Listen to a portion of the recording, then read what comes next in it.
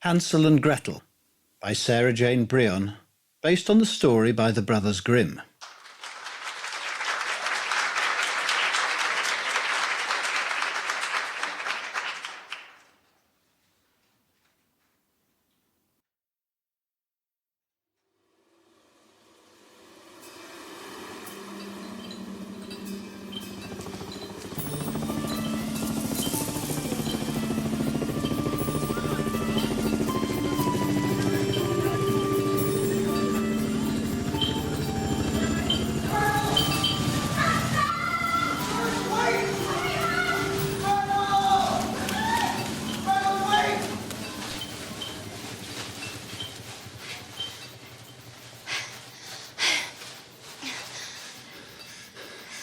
I'm scared.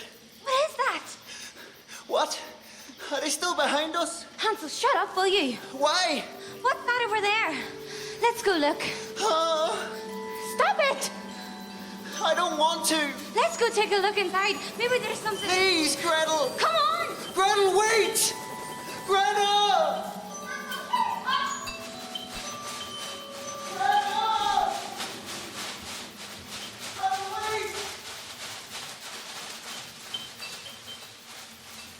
Hansel! It's the house!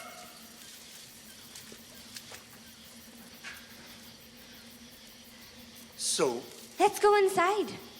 I don't want to. Why not? Are you scared? No. No. Go look in the window then. Okay. Stop pushing me.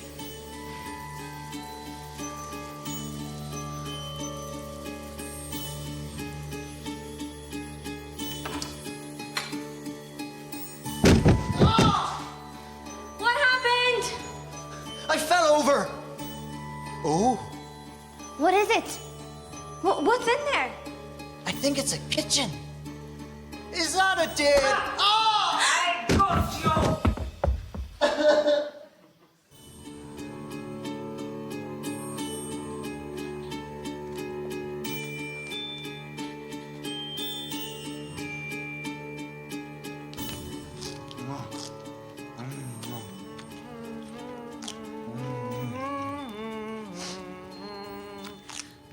Da da da da da da da da da da. Oh, Kostya. Kostya? Sorry, dear. Who's Kostya? Who? You just said you were talking to someone, But of course I was. but there's no one else here. Of course there isn't. So who were you talking to? I don't understand. Who is Kostya? He's right there in front of you, my dear. Oh, my. You must be a tired little pumpkin. Have a biscuit. But Is that gingerbread? Yes, little boy. Would you like one? It's not poisoned, is it? Oh, goodness, no. I wouldn't waste poison on children. And besides, I don't usually have guests. But then they're not really guests, are you? Kostya, are they guests? Are we allowed? No, I suppose not. But they're here now, so there's no sense arguing. Yes, you're right. But they're only small, just skin and bones, really.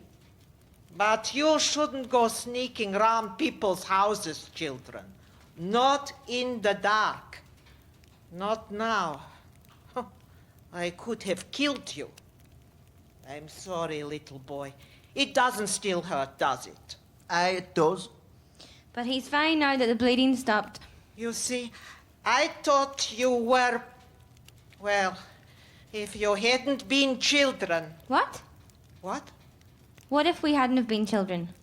Well, I don't know what I would have done. Killed us? Yes, I wouldn't have had a choice. Why not? Our stepmother tried to kill us. Hansel, She told us that we had to go and pick wild mushrooms in the woods. But I knew that she wanted to get us lost, so we'd freeze to death. So I hid some stones in my pocket and I dropped them as we walked along. 1, 2, 3, all the way to the forest. And when she ran off and left us, we had a path to follow all the way home. But it was still dangerous. Gretel nearly drowned in a river. No, I didn't. And there are bears. But they don't scare me, because I'm strong. And I know that if they attack you, you're supposed to poke their eyes out until they stop. When we got home, stepmother was very angry. She beat us black and blue. But mostly she beat me, because I was the one who found the way home. Where was your father? He never did anything. I would have chopped her head off. Why didn't you? He was scared. I wasn't. Yes, you were. You were scared of her the most. You thought she was a witch. She was. And they wouldn't give us enough to eat. They said there was a farming. A famine. So sometimes we just stole stuff like... Ah, Hansel. Look at this hot broth. Ah, broth. Just what you need after a hard day running for your life. Yum, yum. Yes, dear. Have as much as you like. It must be very hard to have such cruel parents. Aren't all parents cruel? I don't think so. I do. What were your parents like? I don't remember. I don't remember anything before when it all... What's that? Kostya? Oh, yes, of course. Before was the camp. Oh, how silly of me. But that wasn't such a good time. You were sent to a camp? Yes, a long time ago. I was your age, maybe younger. What had you done? I don't remember. One day we were rounded up from our villages and put on an island somewhere north. What was it like? Well, it was crowded and very dirty. The guards beat people for fun. They hunted runaways for sport, made bets on how far prisoners could escape before they were shot. Yes, there were always bodies floating down the river. But you didn't get shot. Oh, no. Kostya took care of me and made sure that no one could hurt me, not even the guards. But it was hard to live that way, like caged animals. So we decided to run away, didn't we, my love? We made a raft and fled into the mountains, but... So did we. We ran away too. Well, stepmother took us to the forest again. But this time she tied up my hands so I couldn't have Hansel. stones.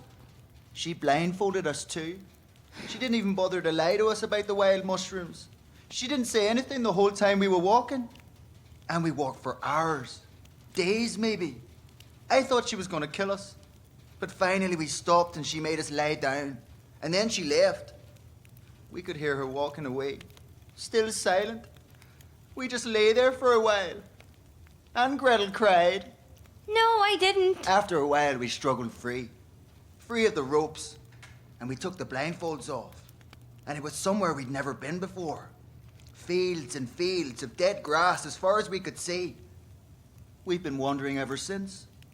Trying to get home. I thought we found it once. But it was just a shed full of rotten grain.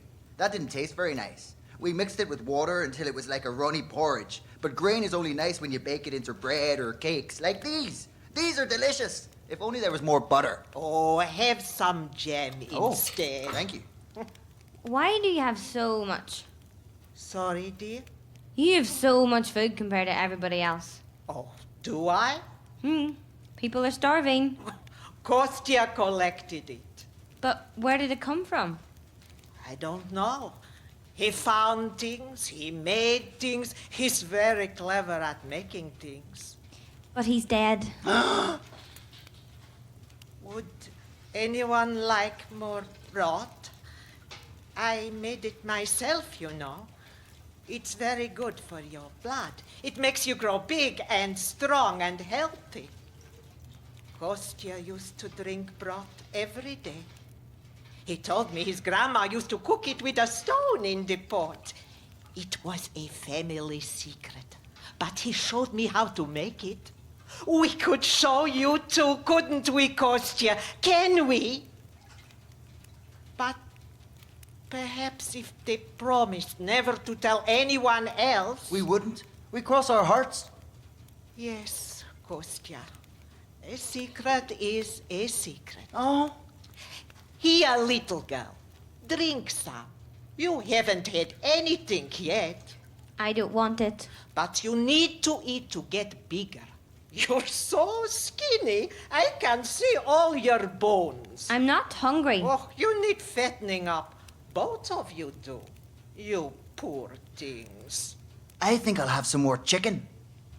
It looks like a little dragon, doesn't it? They have wings too. I've seen them. There are dragons in the cave near the sea. Hundreds of them. They fly out at night and carry off lost children to feed to their babies. Because dragon babies drink blood. They've come out for us before. But Gretel didn't know because she was sleeping. 3 of them. I could hear them screeching and their wings flapping. They were huge. They were like the size of a tractor. And when they tried to take Gretel, I hit them with sticks and threw rocks at them. I managed to kill one.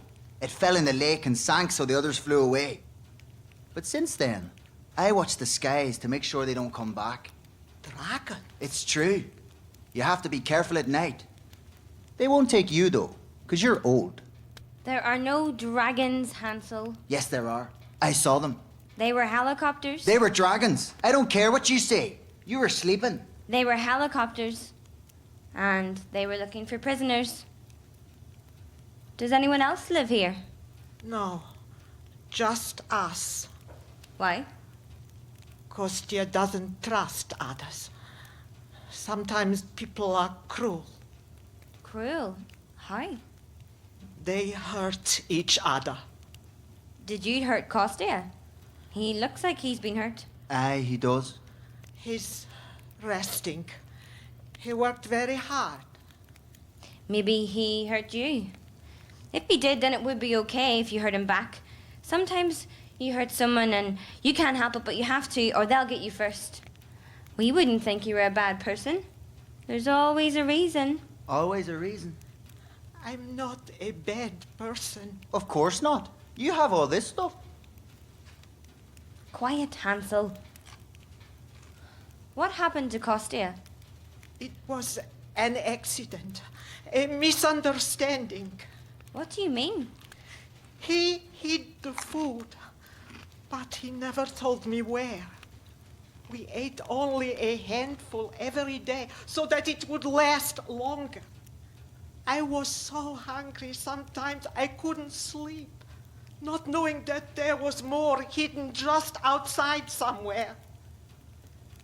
One night, I lay awake, thinking that Kostya may be thinking of killing me to be free of me, or even to eat me. In that case, I could never be free. Dark thoughts crossed my mind, and then suddenly Kostya began to stir. I jumped up. He woke up also and leapt up. I grabbed a shovel. He grabbed an axe, and we began to fight for life or death. I was a bit faster. Why do you keep him here? This is his home. This is our home. You didn't need to kill him. You could have run away. We belong together. I could never leave him. Well, we ran away from some really angry barbarians. That was worse. Cannibals, Hansel. They were cannibals. Well, that just means they eat people. But they were worse than that even. There was a whole town of them. Well, I think it used to be a town. But now it's just a group living in one of the buildings.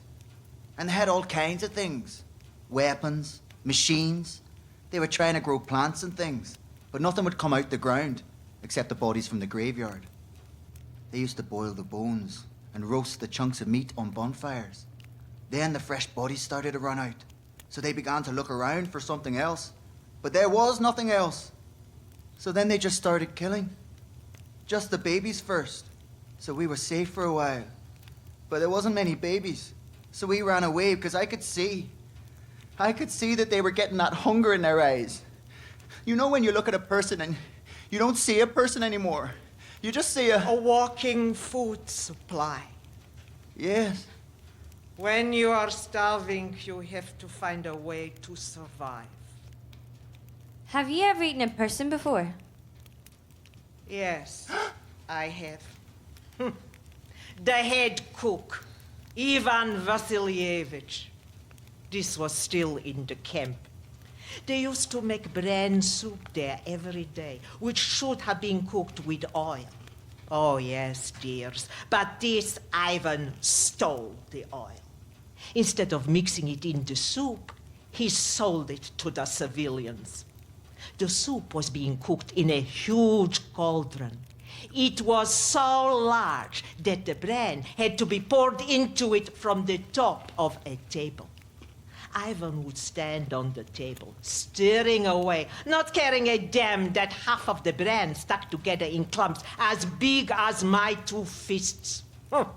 They were like big dumplings that never got cooked. Well, one day, as Ivan stood there stirring the bran, Kostya grabbed his legs and dumped him into the hot stuff. On with the lid, quick. By morning, it had boiled down. The meat coming off it was so tender. We ate it. We were jumping with joy. Look, there's meat in the soup. Ivan's bones and jacket were found at the bottom of the cauldron. Oh, then there was a frantic head count. The guards counted us repeatedly and wrote down the results on matchboxes. What a circus! Finally, they figured out it was the cook who was missing. But they never found out who cooked him.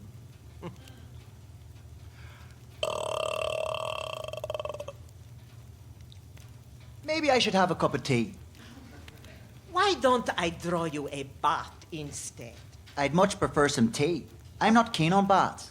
I think a bath and bedtime is for the best. It's late. You poor children must both be exhausted. I'll fill the cauldron.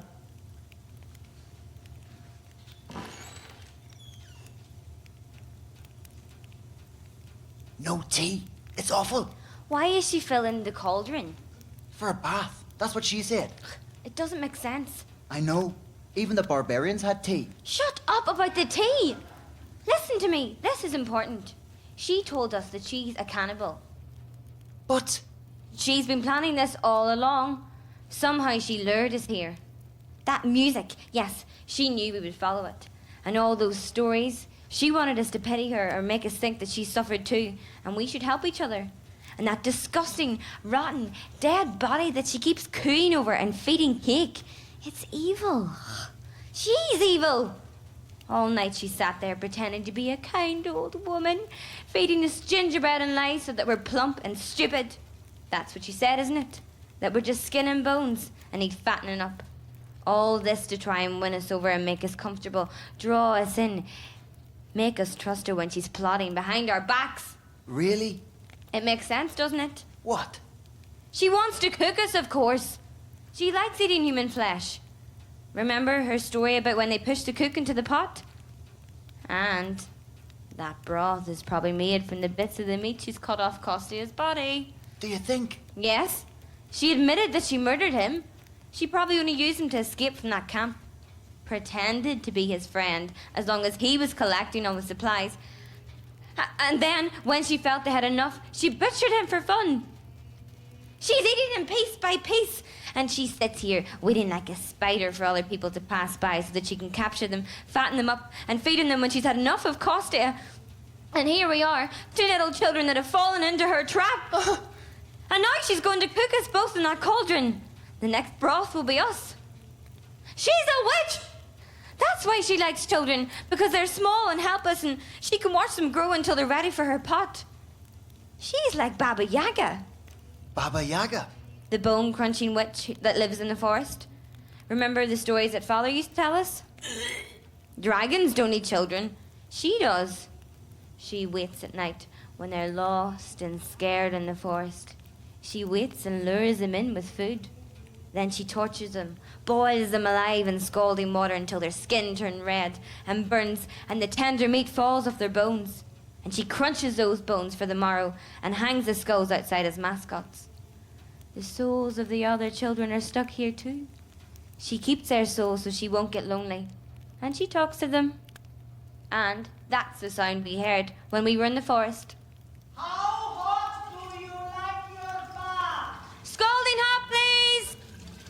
But she's just a stupid old, isn't she? Oh, what should we do, Gretel? How can we get away? She's gonna cook us. I'm thinking. But if she's a witch? We must take her by surprise. Use her weaknesses. And once she's gone, we can stay here. Stay here. Yes! If we get rid of her, we can live here. Don't you see? This can be our home. With all the food and the warmth. Look at all these things. Things that we've never had before. Not even at home.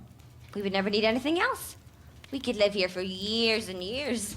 Years and years. We can stay here forever. And she said that Kostia had buried more. We can find his hidden stores. There will be treasure in there, I know it. There could be all kinds of good things in them. Yes! Tea and butter and sugar and all kinds of treats. All kinds. Gold and silver and jewels. We would be rich beyond our wildest dreams. And we can have all of it. Yes! We'll be richer than kings. Yes! Yes! And we won't ever need to go back home anymore. Because this can be our home. Yes, this is our home now. Children, the water's ready. Oh no, what should we do? Quick, hide under the table. Oh no! Help! Help! Hansel, my poor brother! Help! Quick! Help! What happened? Oh, poor Hansel. He was so excited about his bath that he wanted to help you heat up the cauldron faster, so he opened the door to put more coals in the furnace, but he slipped and fell in. Oh, listen! He's burning up! You can hear him banging the sides of the furnace. Please save him! Please! Poor Hansel, but I can't see him. The corner! Where? I don't know where. Oh, help me, children. I can't breathe. Help me.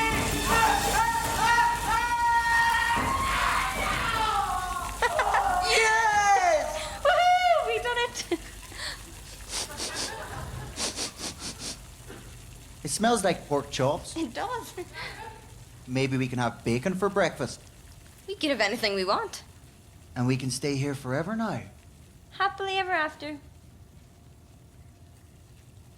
La la la la la la la la la la la. La la la la la la la la la la la. La la la la la la la la la la la. La la la la la la la la la la la.